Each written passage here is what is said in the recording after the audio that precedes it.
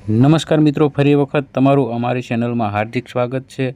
આજે આપણે વાત કરવાના છીએ 50,000 રૂપિયાની સહાય જે નમો લક્ષ્મી યોજના અંતર્ગત મળવાની છે। તો એનો ઓફિશિયલ પરિપત્ર શું છે અને એની સહાય છે એ કયા ધોરણ મુજબ છે એ તમને મળવાપાત્ર રહેશે। તો જોઈએ આ ઓફિશિયલ પરિપત્ર।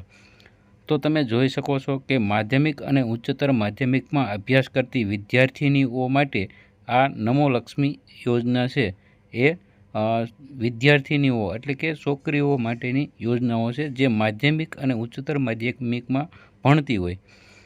તો જોઈએ પ્રસ્તાવના। રાષ્ટ્રીય શિક્ષણ નીતિ 2020 મુજબ પ્રાથમિક શિક્ષણ જે છે એમાં 100% છે એ નામાંકન થાય અને ધોરણ 12 સુધીનો અભ્યાસ પૂર્ણ કરે તે સુનિશ્ચિત કરવા શિક્ષણ વિભાગ દ્વારા અનેકવિધ પ્રયાસો હાથ ધરવામાં આવેલ છે।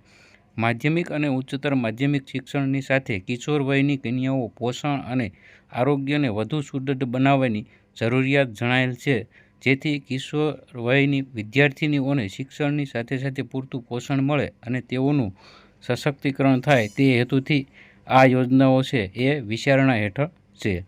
તો મિત્રો, આ યોજનાનું નામ છે નમો લક્ષ્મી યોજના।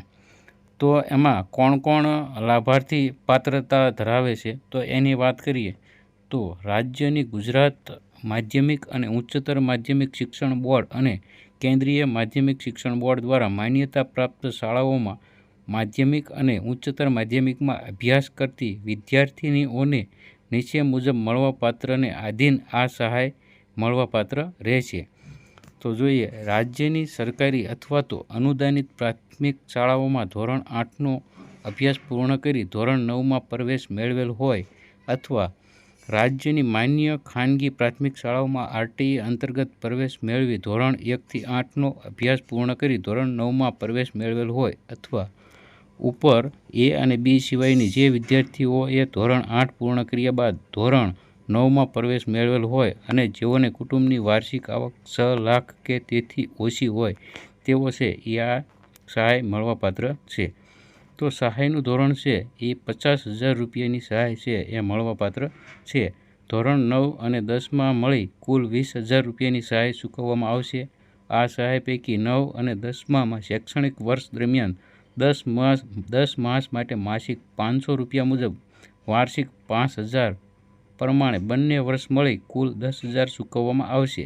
જ્યારે બાકીની રકમ છે એ 10,000 ધોરણ 10ની બોર્ડની પરીક્ષા પાસ થઈએ મળવાપાત્ર છે। ધોરણ 11-12માં મળી કુલ 30,000 રૂપિયા છે એ ચૂકવવામાં આવે છે। તો એમાં 15,000 છે એ બંને વર્ષ મળી અને ચૂકવવામાં આવે છે। ત્યારબાદ જે બોર્ડની પરીક્ષા છે ધોરણ 12ની તો એ પાસ થાય પછી 15,000 ચૂકવવામાં આવે છે।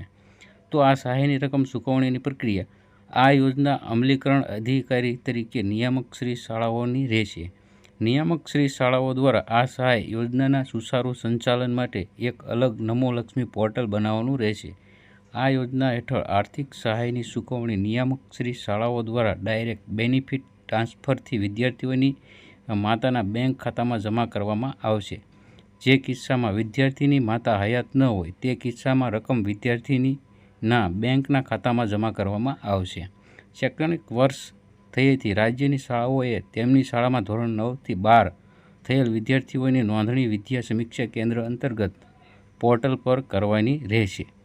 તો મિત્રો, આ છે એ ઓફિશિયલ પરિપત્ર છે તમે જોઈ રહ્યા છો કે જેમાં આ યોજના છે એ ધોરણ 9 અને 10 અને 11-12 સુધી છે એ આ યોજના ચાલવાની છે। જે 9થી 12 ધોરણ સુધી અભ્યાસ કરે છે એમના માટે અથવા વિદ્યાર્થિનીઓ માટે આ યોજના છે એ કામ કરશે અને એમને ખૂબ જ ઉપયોગી સાબિત થનારી છે। શૈક્ષણિક વર્ષ જે 2023-24માં ધોરણ 8થી 11માં અભ્યાસ કરતી વિદ્યાર્થીઓ શૈક્ષણિક વર્ષ 24-25 માટે ધોરણ 9થી 12માં પ્રવેશ મેળવે તો તેઓને પણ આ યોજના હેઠળ લાભ મળવાપાત્ર રહેશે। તે માટે આ વિદ્યાર્થિનીઓનું પાત્રતાનું ધોરણ પારા 2માં જણાવ્યા પ્રમાણે જ રહેશે। તો મિત્રો, આ છે એ વિદ્યાર્થિનીઓ એટલે કે છોકરીઓ છે એમને ભણવા અને એમને આગળ વધવા માટે છે એ સરકાર પૂરતા પ્રયત્નો કરી રહી છે। તો એમના માટે આ યોજના છે એ સારી એવી છે અને જો તમારા આજુબાજુમાં કોઈ વિદ્યાર્થીની છે એ 9થી 12 ધોરણ સુધી ભણતા હોય તો એમને આ વિડીયો છે એ અવશ્ય મોકલી દેજો, અથવા તો તમારા સગા વહાલાને પણ આ વિડીયો શેર કરી દેજો, જેથી કરી એમને પૂરતી માહિતી મળી રહે. તો મિત્રો, આવી જ અવનવી યોજનાઓ અને નવી અપડેટ માટે અમારી ચેનલને લાઇક, શેર અને સબસ્ક્રાઈબ કરવાનું ભૂલતા નહીં. આભાર મિત્રો.